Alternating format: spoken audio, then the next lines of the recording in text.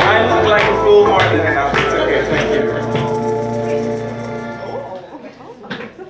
They say that the best things in life happens when you step outside of your comfort zone. Little did I know that on the outskirts of my comfort zone lies an abandoned hospital called the Zombie Insanatorium. Now, dear strangers and friends, I would like to invite you to drive along with me and some of my friends into the nothingness of Brandenburg on a rainy Sunday afternoon.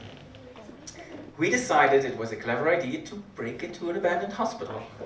Now, as you can see, I'm kind of scared already telling this story. And this is exactly how I felt back then. I don't know how they convinced me to get in the car, but as soon as we arrived at the fences, I was so scared that we were going to get caught by nosy neighbors, get caught by the police. So we were like going over the fences and past the paths before my heart could skip a beat. And there it was like a big, gigantic building surrounded by beautiful green trees, and it was raining, and zombie was sprayed all over it. And I was so scared. Luckily for me, the complete first floor was completely sealed shut. There was no way of getting in. And I thought, okay, let's leave, this is not gonna work. However, my boyfriend, Hans, noticed that there was like a scaffold that was set up for construction workers on the side. And he said, oh no, I found a ladder. Of course, I found a ladder. So we put out the ladder in the rain. And so we climbed to the first floor. Of course, everything's sealed shut because they don't want people there. And then we find a way to unhook another ladder. And on the second floor, things started to change. Mainly our courage. It was so high, it is Altbau, we were on the second floor and we thought this is never going to happen.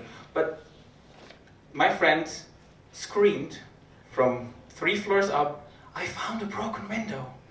So we had to gather all our courage and climb up to this slippery, wobbly metal construction on the outside of this abandoned hospital, afraid that I will get caught. And then there it was, there was like this tiny broken window with like a little bit of space between like the scaffold and the building, and it was little enough to think like, you know what, I can easily make that jump. But it was big enough to see like, okay, if I'm gonna miss this, I will break my neck and fall down 5 floors.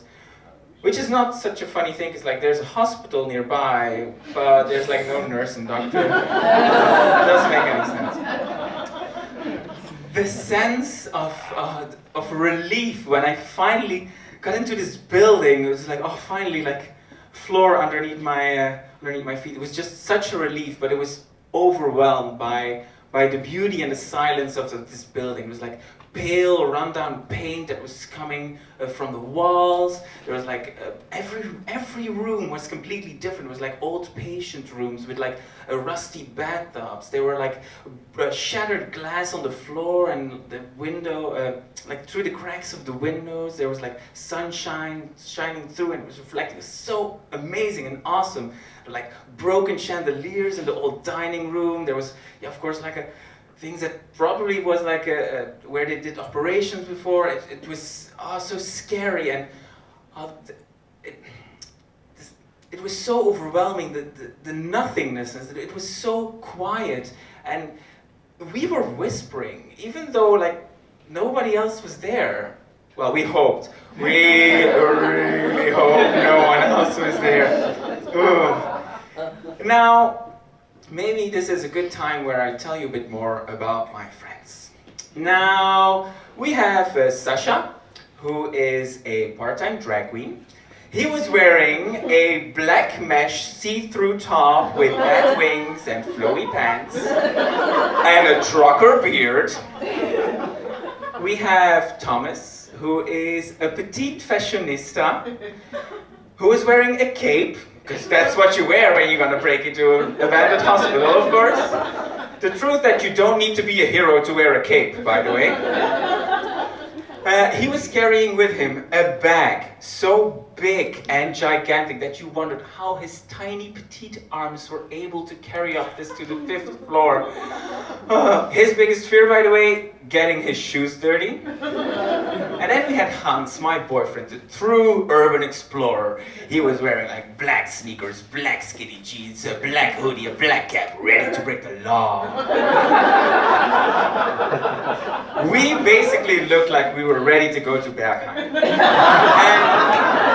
I don't know what's easier, getting into Berghain or getting into that hospital, but they are both scary places, I can assure you that. As with Berghain, the most interesting stuff is happening in the basement. And that is where we were heading to. Hans thought it was a good idea to go into the basement, which we didn't want to. But since he was probably the only person who knew the way back, all the way up to the 5th floor to wherever that tiny broken window was, we had to follow him. So we were, staring into this staircase, just one black hole. It was, we were dragging each other down. We pulled out our cell phones. Of course, no reception, ha ha ha.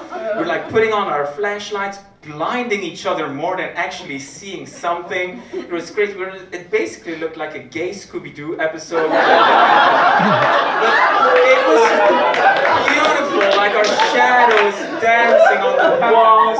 We couldn't see a thing, and everything was so creepy. And then, something touched me on the side. I was so scared. Now what had happened was, Thomas, my big friend, and his gigantic Balenciaga bag had turned himself around, accidentally bumping into me. But since we couldn't see a thing, I didn't see that it was his bag that was hitting me. And I was screaming for my life. Me screaming made him scream. All of us screaming made us all freak out. Imagine this, 4 grown men. All because of a bag. Hashtag fashion victims. So we made it out, and they say the best things in life happen when you step out of your comfort zone, but nothing feels as good as getting back in with a nice story. Thank you.